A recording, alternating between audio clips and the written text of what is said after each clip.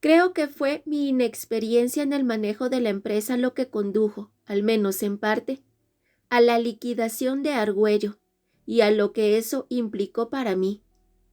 Claro, ahora es fácil verlo así, cuando ya todo ocurrió, pero antes de eso, en realidad, yo me consideraba un excelente administrador. Durante sus 3 primeros años de funcionamiento, la empresa no solo no quebró, como ocurre con la mayoría de nuevos negocios, sino que prosperó en medio de las adversidades, llegando incluso a tener más de 40 empleados. Sin embargo, un par de meses antes del evento que cambiaría mi vida, la empresa entró en una situación difícil que se agravó con rapidez. Sin una razón aparente, las cosas comenzaron a ir mal. Los pedidos sufrieron retrasos. Algunos clientes devolvieron mercancía. Hubo inspecciones demasiado rigurosas de algunas entidades del Estado. Un par de bancos demoraron giros por tecnicismos y se presentaron discrepancias en algunas de nuestras cuentas internas. El estrés se apoderó de todo el personal. Nadie quería perder su trabajo. Un par de dificultades adicionales y todos quedaríamos en la calle. Dicen que la cadena se rompe en el eslabón más débil, y en la empresa toda la tensión se descargaba en Bartolomeo Guzmán, uno de mis mejores empleados en cuanto a rendimiento, pero alguien que sufría de ciertos problemas de personalidad. Debo admitir que desde el momento en que lo entrevisté para contratarlo, me di cuenta de que tenía algo raro. Tras apenas unos minutos de charla, observé que vivía obsesionado con el orden, los detalles. Cuidaba en extremo su forma de vestir, con la camisa bien planchada, metida con esmero en el pantalón, unos zapatos duros y gruesos relucientes de betún y un peinado engominado en el que no se revelaba un solo pelo. Se movía como si pensara cada detalle de lo que su cuerpo expresaba y su voz nasal le salía débil, incluso medrosa. No mostró emoción alguna en su rostro diferente a la tensión. Ni siquiera se le escapó una leve sonrisa. Pero los comportamientos realmente extraños los comenzó a mostrar días después de dar inicio a su labor como contador. Una noche, ya debían ser más de las 7, yo revisaba unas cuentas en el computador de mi escritorio. Agobiado por el exceso de cifras, despegué un instante la cara de la pantalla. Me topé con el perfil de un rostro a mi lado. Mi corazón estalló. ¡Ah!, grité, y pegué un salto y me puse de pie. El rostro de Guzmán se giró hacia mí, sin alterarse por mi reacción. No sé cómo hizo, pero había entrado y le había dado la vuelta al escritorio sin que yo me diera cuenta. «¿Qué hace ahí, Guzmán?», dije con los pulmones que se me salían del pecho. «¿Por qué no golpeó? Avíseme cuando quiera entrar». Guzmán retrocedió como un animal asustado. Tan temeroso lo vi, que la ira que me inundaba se diluyó. Me senté, me pasé una mano por la cabeza y respiré hondo. Dejé que Guzmán también se tranquilizara, hasta que habló desde el otro extremo de la oficina. «Golpeé la puerta, señor Rodríguez, pero usted estaba concentrado. Pensé que necesitaba ayuda para revisar». Le expliqué que eso no se hacía, que me hubiera podido quitar la vida del susto, además de ser un acto descortés. Me miró como si le hablara en un idioma incomprensible. Ese tipo de comportamientos correspondían a la parte de la personalidad de Guzmán que buscaba pasar desapercibida. Siempre rehuía las miradas, ayudado por sus gafas gruesas y por los vestidos grises que lo camuflaban sobre el fondo de las paredes oscuras de las oficinas. Pero, y he aquí algo aún más extraño. Otra faceta de la personalidad de Guzmán consistía en que cuando nadie lo miraba, tenía la irritante maña de hacer ruidos. Unas veces como de máquina averiada, otras como de tren y unas más como de olla de presión. Por supuesto, Esto terminó por desesperar a sus compañeros de oficina, que vinieron en masa a quejarse ante mí. Los entendí, porque yo también alcanzaba a oír los ruidos. Por eso decidí pasar a Guzmán a un cuarto pequeño en el segundo piso, no lejos de mi oficina, que en realidad era el lugar donde se guardaban los implementos de aseo, que a su vez fueron a parar a un rincón del baño del corredor. Los pontificadores del sentido común me preguntarán por qué contraté a Guzmán si me causó esa impresión en la entrevista, o por qué no lo despedí cuando comenzó a perturbar la tranquilidad de la empresa. Y la respuesta es sencilla, porque aquello que lo hacía raro era lo mismo que lo convertía en una máquina de trabajar. Pocos entienden que manejar una empresa naciente es una lucha constante de 1000 malabares por sobrevivir. Y uno de ellos, lamentablemente, consiste en contratar personal de la mejor calidad al menor precio posible. Y en la empresa nadie trabajaba tanto y tan bien como Guzmán.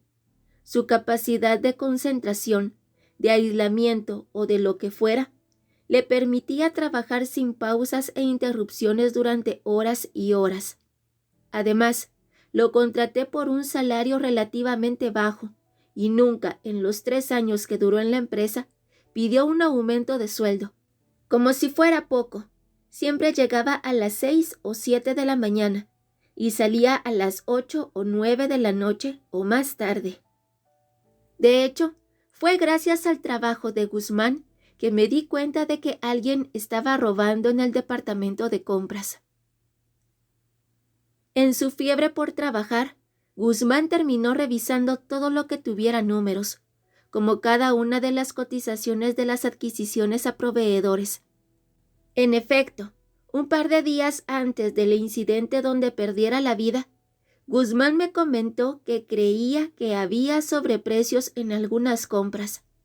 Me dijo que podía investigar más a fondo, pero que necesitaba una orden escrita para proceder. Le firmé un memorando autorizándolo a revisar todas las cuentas para detectar cualquier irregularidad. Por supuesto, la noticia me intranquilizó. Con la empresa en crisis, lo último que necesitaba era que alguien estuviera robando desde dentro. Intenté no pensar en el asunto hasta que Guzmán culminara su investigación, pero no lo logré. Esa misma tarde, destilando bilis, me dediqué a pensar quién estaría detrás de los robos. No gasté mucho tiempo en deducir que debía ser Sergio Argüello, el jefe del departamento de compras. Un tipo dicharachero, entrador, algo intenso, buen trabajador, cumplido y con capacidad para solucionar problemas gracias a su carácter determinado. Pero lo comprometían 2 recuerdos que acudieron a mi mente. Por un lado, se rumoraba que Argüello tenía problemas de dinero, porque al parecer le gustaba tomar trago con demasiada frecuencia. En otras palabras, era alcohólico, y no pocas veces le había pedido plata prestada a otros empleados. Y, por otro lado, Argüello me había abordado un par de veces en momentos de apremio para que le firmara órdenes de compra que, viéndolas por encima, me habían parecido un poco costosas. El líquido se me subió a la cabeza y descargué mi puño con rabia sobre el escritorio. El computador saltó con la brusquedad del golpe. ¿Cómo se atrevía Argüello a robar, a arriesgar el trabajo de más de 40 personas? Era inaudito y no lo iba a permitir. Enfurecido, me levanté y caminé a paso veloz por los corredores de la empresa.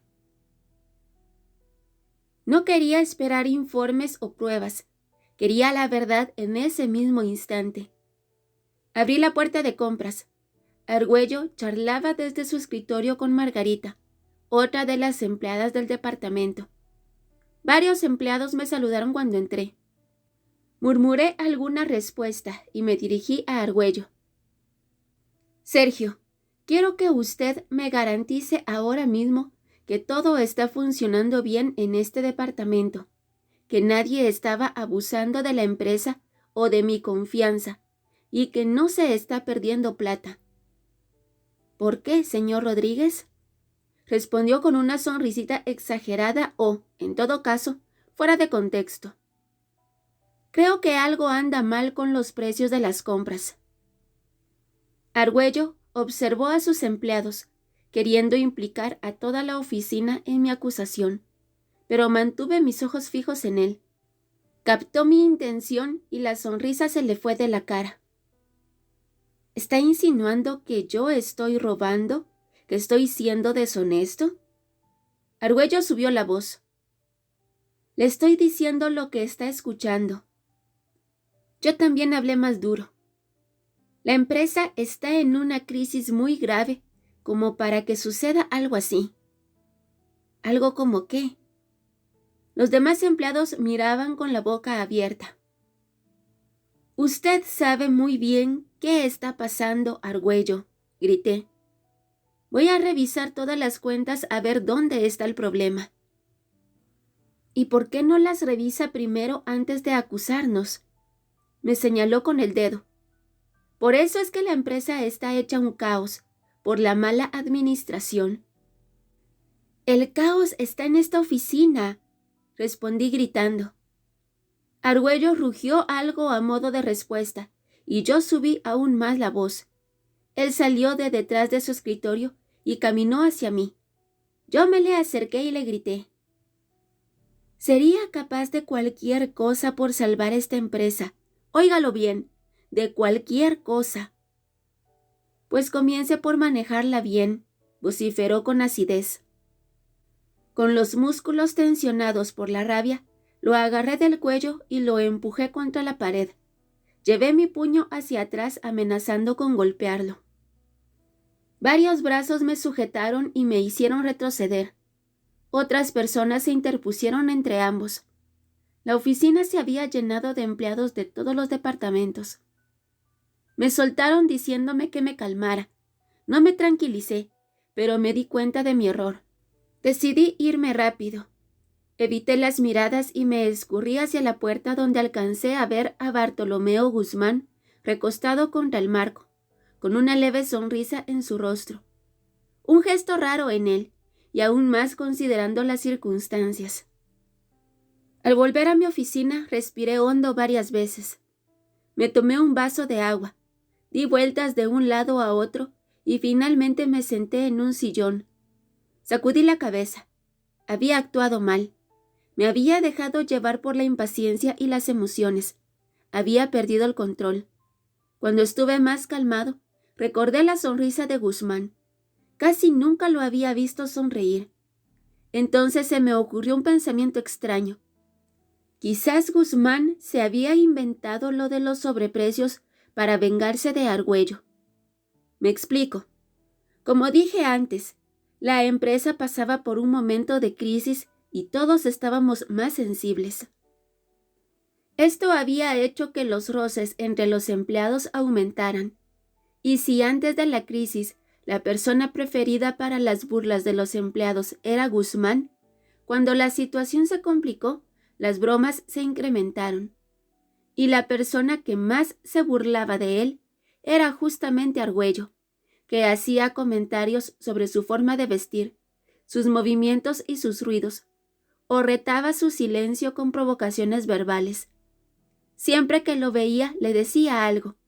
No sé por qué actuaba así, quizás por el mismo estrés, por sus propias inseguridades o sus problemas con el alcohol, o simplemente porque le nacía. Y como Guzmán no reaccionaba, Argüello subía la intensidad de sus comentarios. Así que se me ocurrió que quizás Guzmán había falsificado algunos informes u órdenes de compra, o simplemente me había informado mal acerca de los sobreprecios, para que yo despidiera a Argüello. De esa forma, Guzmán se libraría de su tormento. Sin embargo, tras unos minutos de análisis, descarté esa teoría por una razón muy sencilla. Si bien Argüello molestaba a Guzmán con frecuencia, él no era el único. Muchos empleados, de uno u otro modo, le hacían pasar malos ratos. Cuando Guzmán pasaba a su lado, murmuraban cosas o le gritaban con odio que se callara cuando hacía sus ruidos. ¿He debido hacer algo para controlar ese tipo de comportamientos? Quizá, pero en ese momento yo ya tenía demasiadas preocupaciones como para ponerme a corregir a personas adultas por temas elementales del trato al prójimo. Además, debo admitir que yo tampoco respetaba mucho a Guzmán, pero mi irrespeto era más a nivel profesional que personal. Un irrespeto motivado quizás por la necesidad de perpetuar una situación de explotación laboral, necesaria en ese momento para la supervivencia de la empresa. Por ejemplo, un día cualquiera le decía: Guzmán, qué bien que usted trabaje hasta las 5 de la tarde, que sea eficiente y no tenga que pagarle horas extras. Después de eso, le ponía algún trabajo que lo haría quedarse hasta la 1 o 2 de la mañana, y él ni siquiera protestaba. O, por ejemplo, cuando entregaba un informe extenso y bien elaborado, lo llamaba a mi oficina y le decía en tono de reproche: Guzmán, he notado que su productividad ha decaído últimamente. Hay que hacerle más al trabajito. O también con frecuencia, Guzmán llegaba antes que yo a la empresa. Cuando a media mañana lo veía volver del baño hacia su cuartico, le decía con ironía: Bonitas horas de llegar, Guzmán. Por supuesto, esos comentarios no los hacía muy seguido. Lo cuento en aras de la transparencia. Sé que estaban mal y me arrepiento de ello. Y no es por justificarme, pero yo vivía más tensionado que todos. Si la empresa quebraba, yo no solamente perdería mi trabajo y mi capital, sino que sería el responsable de que todos los empleados se quedaran sin su sustento. En conclusión, el día de mi altercado con Argüello no se resolvió nada. Decidí esperar a que Guzmán me entregara los resultados de su investigación para tomar medidas y resolví que en adelante analizaría con cuidado cualquier orden de compra o cualquier papel de la empresa antes de firmarlo. Sin embargo, Guzmán optó por solucionar las cosas de otro modo. Un par de días después, me quedé trabajando hasta tarde en mi oficina. Alrededor de las 9 de la noche, apagué el computador, recogí mis cosas y salí. Al girarme para cerrar con llave, una voz nasal me llamó con alarma desde el fondo del corredor. Señor Rodríguez, venga por favor, mira lo que pasó. Reconocí la voz de Guzmán y me volteé en esa dirección. Lo vi a unos 10 metros. Una forma alargada yacía a sus pies. Un cuerpo. Un vacío se formó en mi estómago. ¿Qué había pasado? ¿Algún accidente? Caminé rápido hacia él. ¿Qué pasó? ¿Qué? No terminé la pregunta. Guzmán sostenía un artilugio filoso en su mano derecha. A su lado, el cuerpo de Argüello reposaba sobre un gran charco de líquido rojo, con la cabeza hacia un costado. Sus pupilas cafés miraban quietas al vacío. Los latidos de mi corazón se aceleraron. Miré varias veces a Guzmán y al cuerpo de Argüello para cerciorarme de que lo que veía era cierto. Un enorme corte dividía en dos la camisa de Argüello. Guzmán me contemplaba a la espera de una reacción. Mi estómago se reveló y sentí que iba a expulsar todo lo que tenía adentro. Alcancé a producir un sonido gutural y me incliné hacia adelante, pero me controlé. Me esforcé por respirar despacio y a profundidad. «Está sin vida», dijo Guzmán. «Tuve que hacerlo, señor Rodríguez. No quedaba otra opción. Yo no quería, pero quizás fue lo mejor». Su voz no transpiraba arrepentimiento, sino molestia, seguramente por haber cometido un acto desordenado, sin control, por haberse dejado llevar por las emociones. Tuve que hacerlo. Siguió con voz más firme y un brillo en los ojos. Era un problema para todos y para la empresa. Guzmán dio un paso hacia mí y despegó de su cuerpo la mano con que sujetaba el artilugio. Tranquilo, Guzmán, balbucié y di medio paso atrás. Alcé los brazos. Tranquilo, yo entiendo. Guzmán levantó aún más el artilugio. Asentí en silencio, mostrándole comprensión. En el estado en el que estaba, sería capaz de cualquier cosa. Guzmán parpadeó un par de veces y negó con la cabeza.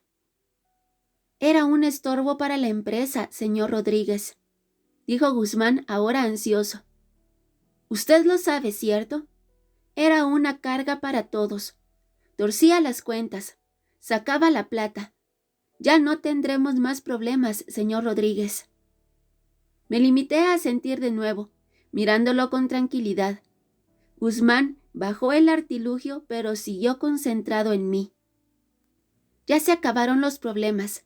Es cuestión de sacarlo de aquí, señor Rodríguez. No lo volveremos a ver. Necesitaba pedir ayuda, pero a esa hora ya no quedaba ningún empleado. Miré a mi alrededor, en busca de ideas. A mi derecha vi la puerta de la oficina de servicios, a unos 2 metros de donde nos encontrábamos. Sería cuestión de distraer a Guzmán, entrar con un movimiento rápido, cerrar la puerta con seguro y llamar a la policía. Un momento, Guzmán. Espéreme aquí, dije con seguridad, como si le diera una orden, y di un paso hacia la puerta. Guzmán dio una zancada larga y me agarró el brazo izquierdo con fuerza. Con la otra mano levantó el artilugio a la altura de mi pecho. Quedé paralizado. No, señor Rodríguez, tenemos que sacarlo los dos. No hay nadie más, todos se fueron, dijo agitado y con los ojos abiertos de par en par. Un frío helado recorrió mi cuerpo. Guzmán hablaba con una determinación que no le conocía. La realidad de la situación me aplastó.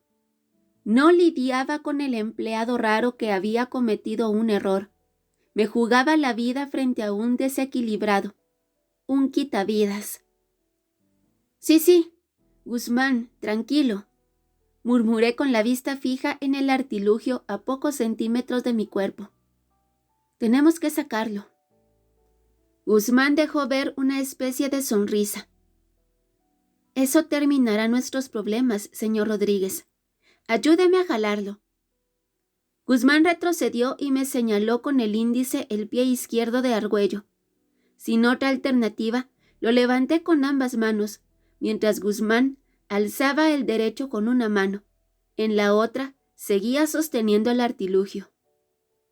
A la 1, a las 2 y a las 3, dijo Guzmán, como si se tratara de mover una caja, y comenzamos a jalar. Me sorprendí con el peso del cuerpo de Argüello, pero no lo miré. Lo arrastré con la mirada clavada en los paneles blancos del techo. Tras avanzar unos metros, Guzmán se detuvo y soltó el pie. Yo hice lo mismo. Es mejor ponerle algo para que no siga manchando el piso de color rojo, dijo Guzmán. Limpiemos eso de una vez. Una gruesa línea roja escarlata recorría el corredor desde el sitio donde había visto el cuerpo de Argüello por primera vez hasta donde estábamos. Horrorizado, con ganas de alejarme del lugar, hablé por reflejo. Voy a traer un trapero. No, Guzmán me interrumpió firme. Vamos los dos, señor Rodríguez. Dejamos a Argüello en el sitio y caminamos por el corredor opuesto hacia los baños. Me sentía desconcertado por la actitud de Guzmán. Me vigilaba amenazante, pero a la vez asumía que yo colaboraría con él. ¿Qué pensaba realmente? ¿Acaso en su locura suponía que yo debía ayudarlo? ¿Solo porque Argüello había robado a mi empresa? Probablemente. En todo caso, decidí que lo mejor sería tratar de ganarme su confianza. Guzmán, ¿qué fue lo que pasó? ¿Por qué le hizo eso? dije amigable mientras caminábamos. Argüello se alteraba mucho, señor Rodríguez, usted lo sabe, y se enteró de que yo investigaba las cuentas de compras. Me lo crucé en el corredor y me habló fuerte. Le dije que yo solo decía la verdad, lo que los números mostraban. Se molestó mucho y me gritó. Los elementos de aseo se guardaban en uno de los cubículos del baño. Mientras yo buscaba el detergente, el trapero y otras cosas, Guzmán siguió hablando en un tono que buscaba comprensión. No me gustó que Argüello me gritara. Me di la vuelta y lo dejé hablando solo. Pensé que eso le haría pasar la molestia, como en otras ocasiones. Pero esta vez entró a mi oficina. Imagínese, señor Rodríguez. Yo ya estaba sentándome cuando Argüello irrumpió gritando. Que si me iba a esconder, que no fuera cobarde. Me tomó con ambas manos de la camisa y me levantó. «Lo voy a acabar, rata asquerosa», me dijo. Yo apenas alcancé a tomar el objeto filoso que guardo en el estante para partir el ponqué los días en que celebramos algún cumpleaños. No me recordaba que eso fuera tan grande, dijo perplejo, mientras salía del cubículo con el detergente en una mano y el balde y el trapero y un cepillo en la otra. Guzmán miró el artilugio, se encogió de hombros y se echó hacia atrás para darme paso. De regreso en el corredor, Guzmán siguió hablando. Argüello me alzó y me sacó al pasillo. Me empujó contra una de las paredes. «Maldito sapo metido», me dijo y me zarandeó en el aire. Pensé que me iba a liquidar y empujé el artilugio contra su estómago. Yo estaba muy asustado, señor Rodríguez, pero lo que pasó es lo mejor para todos, para la empresa, para usted, para mí. Argüello no era una buena persona. No comenté ese absurdo intento de justificar un horrendo acto. Lo importante para mí en ese momento era que Guzmán se tranquilizara, que se olvidara de la agresividad. Durante un tiempo que se me hizo eterno, nos dimos a la tarea de limpiar el corredor para que no quedaran trazos rojos. En realidad, yo terminé haciendo casi todo el trabajo. Guzmán me dirigía, en parte porque dijo sentirse indispuesto y en parte porque así podía vigilarme sin distracciones. Pero creo que también disfrutaba teniendo el control de la situación, siendo el jefe por un rato. Sin embargo, no me daba órdenes directamente. Su ego o lo que fuera no se lo permitía. En cambio, decía, limpiemos acá, restreguemos esa mancha. Lo extraño era que seguía dirigiéndose a mí como señor Rodríguez, mostrándome respeto a pesar de que ahora él tenía todo el poder. Finalmente, envolvimos el cuerpo en varias bolsas negras de basura para que el piso no siguiera manchándose de líquido. ¿Y ahora qué?, dije cuando terminamos de enjuagar el trapero en la única ducha del baño.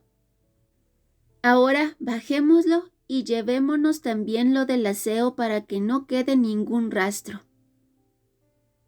Parpadeé varias veces. No podía permitir eso.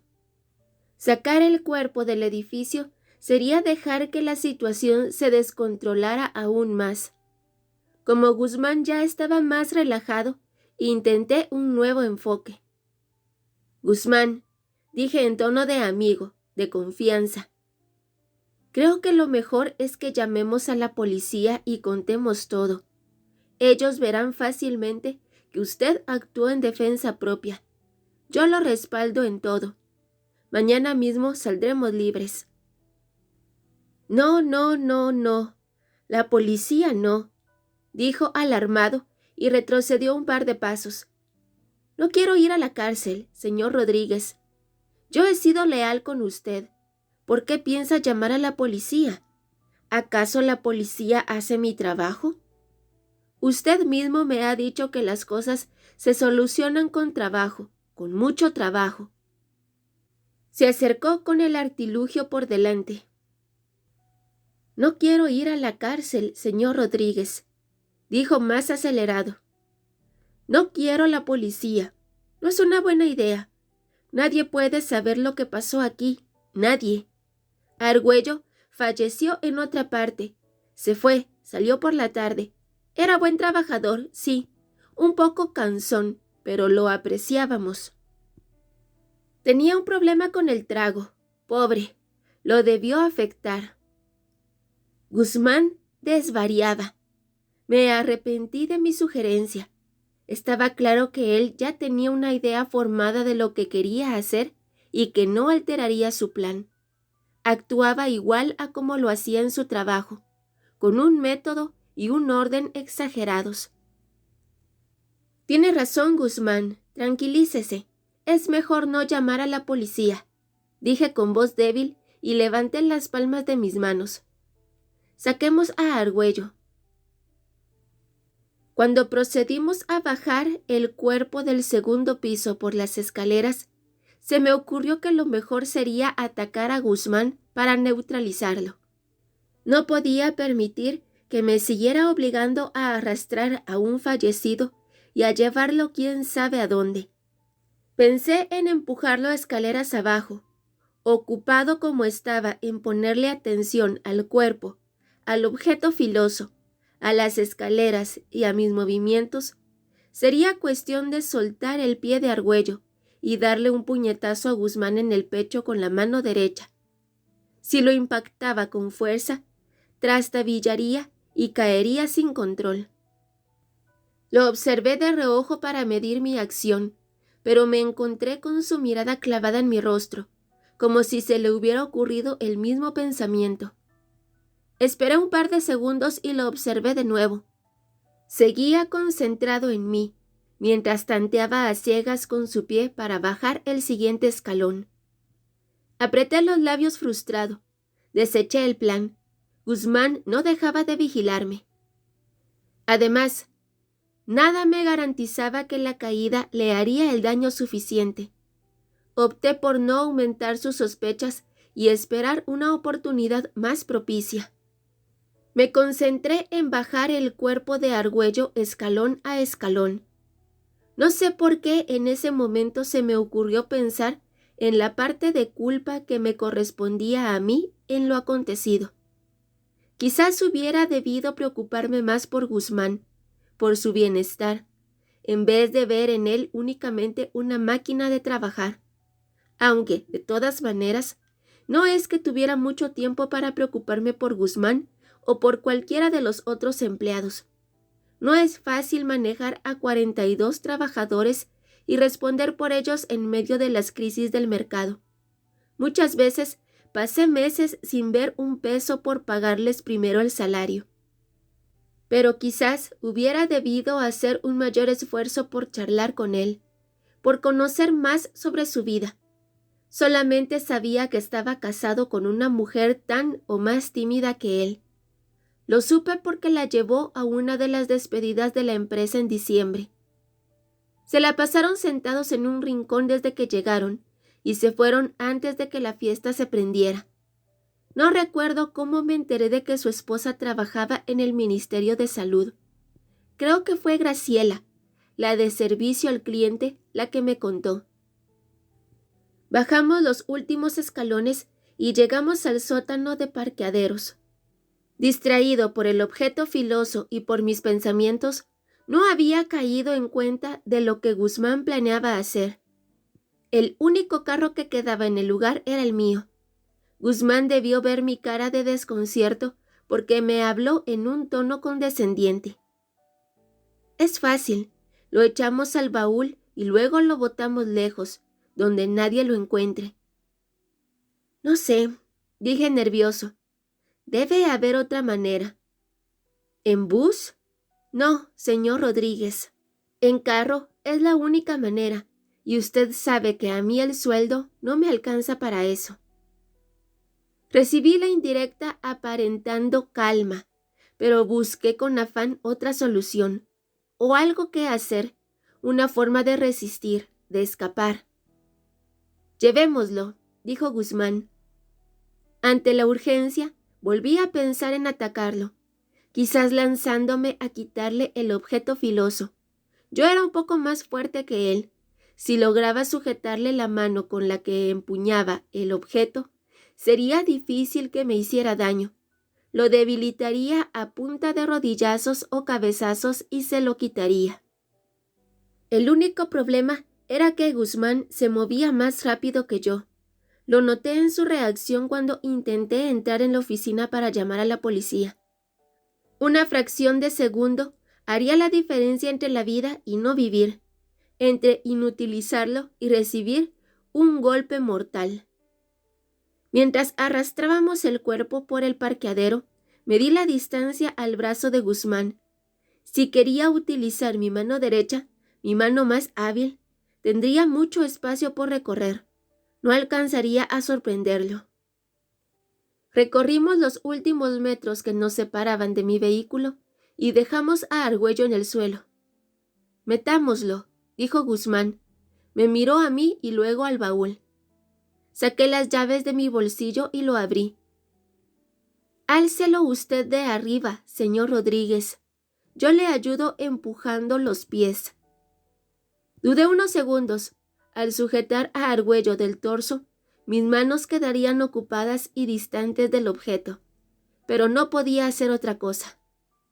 Sujeté a Argüello a través de las bolsas de plástico negro y lo alcé haciendo un enorme esfuerzo. Guzmán levantó los pies con ambas manos, sin dejar de mirarme y apoyando el objeto filoso contra el cuerpo. Decidí atacar. Solté el cuerpo. Quedó colgando del borde del baúl. Me giré hacia Guzmán, pero él también soltó su carga y centró toda su atención en mí. No alcanzaría a inmovilizarlo. «Está muy pesado», se me soltó. Dije para disimular. Sentí que la mentira era evidente. «Terminemos de meterlo», dijo Guzmán imperturbable. No se movió y me miró esperando que prosiguiera mi tarea. No me quedó otra opción que obedecer. Metí como pude el cuerpo de Argüello al baúl. Cuando terminé, Guzmán me esperaba a la derecha del carro, adelante. «Vamos», dijo resuelto. Con mi cuerpo tensionado por el esfuerzo y por la forma en que la situación escapaba de mi control, bordeé el carro hasta la puerta del conductor y la abrí desbloqueando al mismo tiempo la del otro lado. Nos subimos. Al ser diestro, Guzmán sostenía el objeto filoso cerca de la ventana, lejos de mi alcance. Encendí el motor y me quedé mirando al frente. «¿Y ahora?», dije con desprendimiento ante un destino que se me escapaba. «Vamos a enterrarlo para que no lo encuentren y piensen que desapareció», dijo con seguridad. «La policía investiga más un fallecimiento que una desaparición, señor Rodríguez. Mañana volvemos a trabajar. Hay muchas cosas que hacer. Cuando nos pregunten por Argüello, yo diré que no lo vi y usted que salió a la misma hora de siempre. Eso es todo. Cualquier cosa le pudo ocurrir después de salir de la empresa. La policía no va a sospechar de nosotros». Guzmán parecía tener todo muy bien pensado. En la parte de atrás de uno de los cementerios del norte hay un par de lotes desocupados, siguió Guzmán, con una calle que permite el acceso hasta sus bordes. Además de cementerios, por ahí solo hay colegios y un par de universidades. Como quien dice, a estas horas de la noche no hay nadie. Vamos. Abrí la puerta del garage y rodé el carro hacia la salida.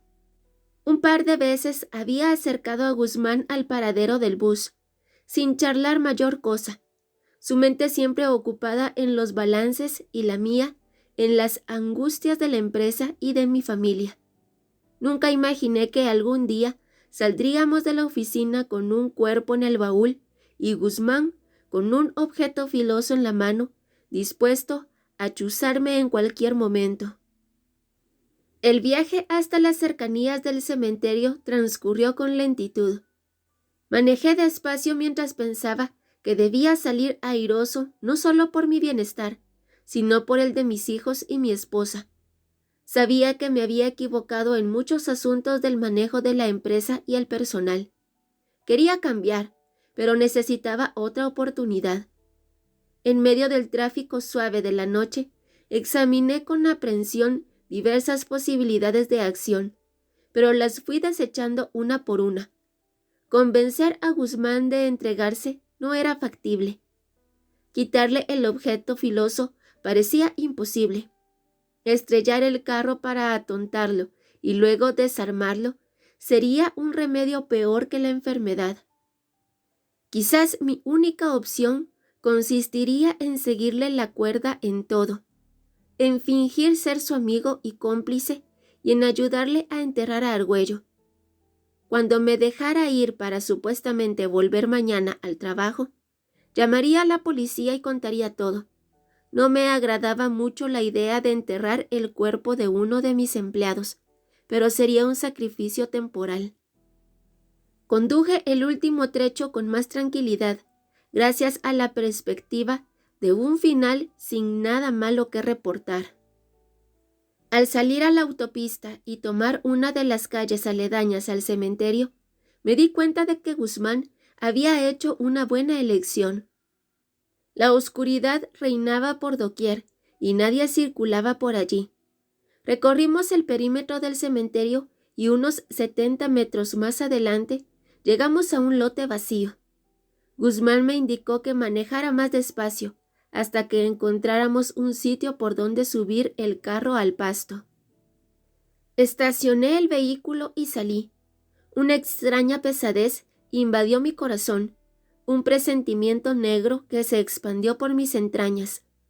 Desconcertado, traté de entender el origen de la sensación. Pensé que se debía al inmenso silencio que nos rodeaba, sumado a la oscuridad y a la desolación de la noche. Me giré hacia Guzmán, de pie al otro lado del auto, y encontré sus ojos clavados con determinación en mi rostro. Mi cuerpo se estremeció de pies a cabeza. Entendí, solo con ver esa mirada, que Guzmán me engañaba, que quería liquidarme para que yo no lo delatara. Todas sus actitudes, sus palabras, habían sido una actuación para que yo me relajara y pudiera así liquidarme con facilidad en un descuido. ¿Cómo más explicar que confiara tanto en mí, que me incluyera en sus planes como si yo fuera su compinche? ¿Cómo sabía él que yo no lo iba a traicionar cuando muchas veces falté a mi palabra al ponerle trabajo adicional o al no reconocer su labor? Guzmán, una persona tan metódica y ordenada, ¿iba a dejar a mi libre albedrío la decisión de delatarlo? Guzmán claramente no confiaba en mí, a pesar de lo que decía, pues constantemente me vigilaba. Además, dicen que si alguien liquida una vez, después le resulta más fácil volver a hacerlo. Algo probablemente más cierto para alguien como Guzmán, que había pasado de carecer por completo de poder a disponer de uno absoluto sobre 2 vidas humanas. Saquémoslo. La voz firme de Guzmán me despabiló. Caminé despacio y tenso hacia el baúl, atento a sus movimientos. No me iba a dejar acabar, y menos por alguien como él. Si para mí no era fácil quitarle el objeto filoso, a él tampoco le resultaría fácil chuzarme si yo me cuidaba. Me acerqué al baúl con precaución, por entre la hierba alta. «Llevémoslo allí, señor Rodríguez», dijo Guzmán y señaló unos arbustos a unos 10 metros. «Ahí va a ser más difícil que alguien encuentre tierra removida». Guzmán mantuvo su distancia y yo saqué con gran esfuerzo a Argüello del baúl. Fue mucho más difícil que haberlo metido. Cuando el cuerpo envuelto en bolsas cayó al piso, Guzmán se acercó y entre ambos, cada uno sujetándolo de un extremo, lo arrastramos hasta el lugar convenido. No perdí el objeto filoso de vista un solo instante. Guzmán me dijo que trajera la bolsa con los implementos de aseo manchados de líquido rojo y así lo hice. Al lado de los matorrales, Guzmán miró alrededor. «Necesitamos algo para cavar», dijo, después de varios segundos. Volvió al baúl, de donde sacó la cruceta y el triángulo reflectivo de metal. Regresó y delimitó con unas ramas un rectángulo de 1 metro por 2. Mientras tanto, yo lo examinaba con detenimiento a la espera de cualquier señal de que atacaría. Pero él solamente me ordenó que comenzara a excavar en un extremo y me pasó el triángulo. Durante unos 20 minutos o media hora, arrancamos como pudimos el pasto y comenzamos a sacar algo de tierra, pero casi no avanzábamos por la precariedad de las herramientas y la vigilancia mutua. A este ritmo no vamos a terminar nunca, señor Rodríguez, dijo Guzmán de un momento a otro y detuvo su accionar. Se pasó una mano por la frente. No dije nada. Creo que hay una manera de acabar más rápido, siguió Guzmán. ¿Ve esa casita dentro del cementerio, señor Rodríguez? Guzmán señaló con el dedo índice a la distancia. La reja baja del cementerio, únicamente decorativa, debía estar a unos 70 metros de nosotros. La pequeña construcción de ladrillo, un kiosco casi, se alzaba unos 40 metros más allá. Sí. Todos los domingos vengo a visitar a mi Santa Madre, que en paz descanse, alma bendita. Ella no está lejos de esa casita. Ahí guardan las herramientas y las palas. Veo, dijo pensativo. Eso explicaba por qué Guzmán conocía el lugar, o al menos intuía que podía ser un buen sitio para enterrar a alguien. Voy a sacar unas palas de allá, dijo Guzmán. Creo que con esta misma cruceta puedo romper el candado. Comenzaba a ilusionarme con la posibilidad de escapar cuando Guzmán me ratificó su desconfianza. Por si acaso, deme las llaves del carro, señor Rodríguez. No me quiero quedar solo. Ah, el teléfono también. Desinflado, le lancé ambos objetos. Voy a llevarme las bolsas de argüello y de los utensilios para traer abono. Así el pasto crecerá más rápido. Además, sin las bolsas la tierra asimilará mejor el cuerpo. Es lo único que puede asimilar a ese pesado. Soltó una especie de risa que encontré tan desagradable como su remedo de chiste. Guzmán le quitó las bolsas al cuerpo. Yo desvié la mirada para no volver a ver el rostro desencajado de mi antiguo empleado. Cuando terminó, Guzmán se alejó caminando despacio hacia el cementerio, sin dejar de mirar hacia atrás una y otra vez. Al ver que Guzmán me controlaba aún de lejos, al saber que me quedaba sembrado e inutilizado, las venas se me calentaron. Me enfurecí por toda la situación, por haberle quitado la vida a Argüello, por haber dejado que las cosas llegaran hasta ese punto y por dejar que Guzmán dispusiera de mi vida, incluso haciéndome cavar mi propia tumba.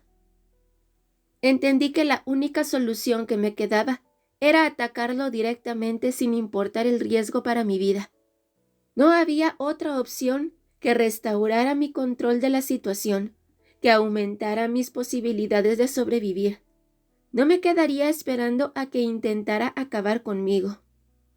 Pero, ¿cómo atacar a alguien decidido a todo y con un objeto filoso enorme en las manos? Guzmán volvería cargando las palas y el abono. Tendría las manos ocupadas. Podría tirarle el triángulo a la cara. No, mejor buscaría unas piedras grandes para lanzárselas cuando se acercara. Atacarlo a una distancia de metros anularía la ventaja que él tenía con el objeto filoso. Y si a pesar de las pedradas me atacaba, entonces lo agarraría a palazos. Energizado por mi plan de acción, busqué a mi alrededor rocas grandes y un palo grueso pero manejable para rematarlo. Guzmán aún no regresaba. Estaría tratando de romper el candado o esquivando a algún vigilante, si es que lo sabía a esas horas. Encontré lo que buscaba y me ocupé de camuflar mis cosas. Me acomodé una roca detrás del pantalón y otra la sostuve entre la espalda y la camisa. Puse otras 3 al lado del hueco, junto a la tierra que había sacado. El palo lo coloqué cerca de las 3 piedras, disimulándolo entre el pasto, pero dejando un extremo libre para agarrarlo con facilidad. Todo estaba listo. El factor sorpresa y la distancia me permitirían poner fuera de combate a Guzmán. Un ruido sonó atrás mío. Una punzada de nervios golpeó mi pecho. Me giré rápido. Solo encontré arbustos y oscuridad. Examiné con detenimiento las formas vegetales. Nada raro. Escuché con atención, pero no capté nada distinto a los motores de los carros en la autopista y uno que otro bicho nocturno. Esperé con el pulso acelerado cualquier señal que me indicara que Guzmán se acercaba. También vigilé los matorrales de atrás, por si acaso quería atacarme por sorpresa, pero nada. ¿Alguno de los vigilantes del cementerio lo había capturado? No lo creía. Guzmán era cuidadoso. A lo mejor estaba esperando a que un vigilante terminara su ronda para golpear el candado sin alterarlo. El ruido de unas sirenas de policía quebró la noche. Una sensación de alegría relajó todo mi cuerpo. Algún vigilante habría capturado a Guzmán y llamado a la policía. Busqué las luces de los vehículos dentro del cementerio. No las encontré. El ulular de las sirenas se hacía cada vez más fuerte. Las patrullas aparecieron por la misma calle que Guzmán y yo habíamos recorrido. El primer vehículo disminuyó la velocidad. De sus ventanas traseras salía un grueso haz de luz que recorrió el terreno donde yo estaba hasta posarse en mí. La luz me encandiló. Las llantas del carro chirriaron sobre el pavimento y con un giro brusco la patrulla subió al pasto. Se detuvo al lado de mi carro. 2 patrullas más llegaron detrás de la primera. Una se subió a la hierba y la otra se detuvo sobre la calle. Varios policías saltaron de los autos con sus instrumentos de policía en la mano, gritando que me quedara quieto y otras cosas que no entendí. Me quedé clavado donde estaba sin comprender nada.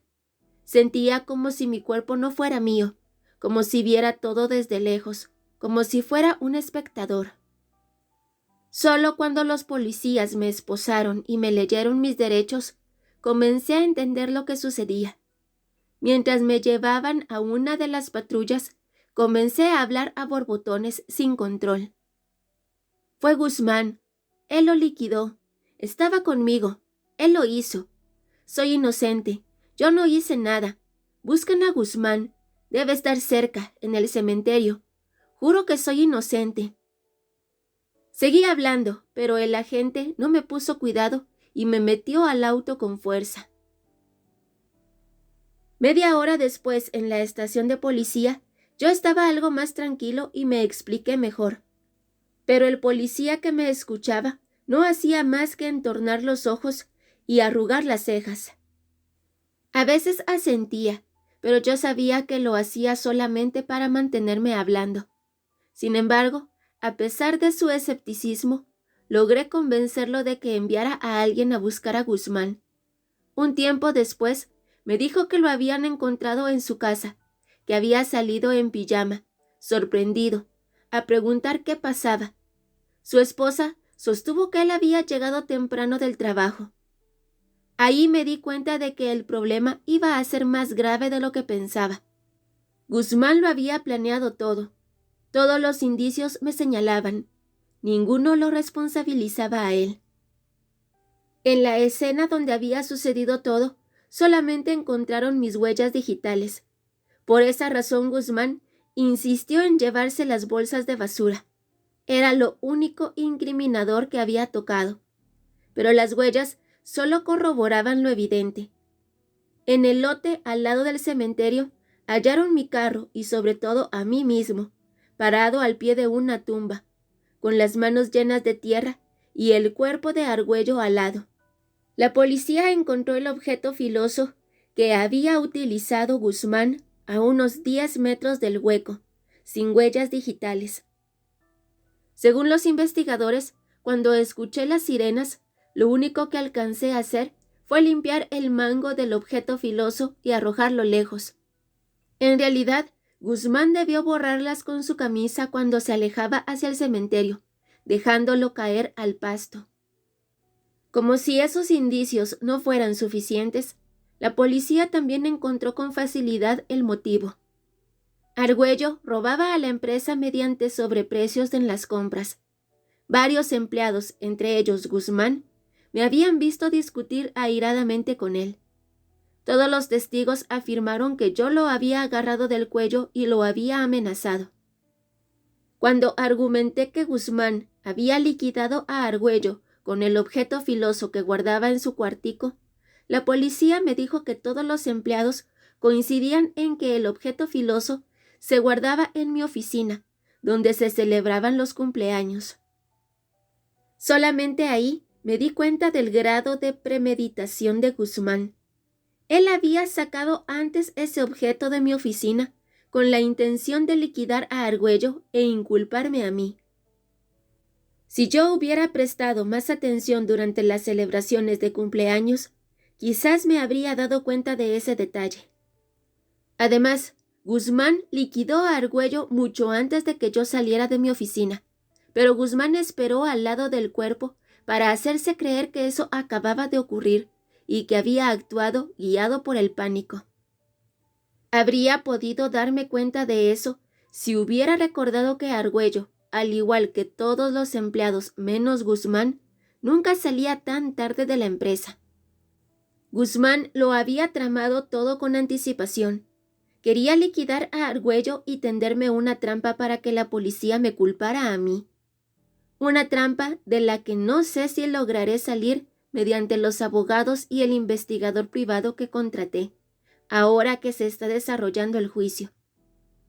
Indagaremos por el celular desde el que se hizo la llamada de alerta a la policía.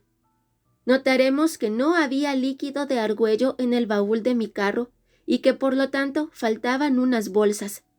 Resaltaremos que Guzmán también tenía motivos para liquidar a Argüello y solicitaremos pruebas forenses para buscar huellas digitales de Guzmán en la ropa de Argüello.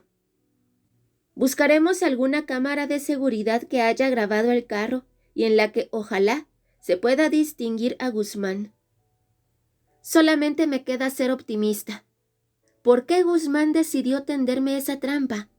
Seguramente porque lo abrumé hasta el límite con un trabajo exagerado sin reconocimiento. Guzmán me lo echó en cara con ironía, mientras testificaba en mi contra durante el juicio, con esa sonrisita extraña que dejaba ver en tan pocas ocasiones. El señor Rodríguez debió colapsar mentalmente por las dificultades que atravesaba la empresa. De otra forma, no me cabe en la cabeza que haya liquidado a uno de sus empleados. Él siempre fue un buen jefe. Recuerda que si quieres apoyar a este canal, lo puedes hacer fácilmente, suscribiéndote, dejando tu like, comentando y compartiendo este video.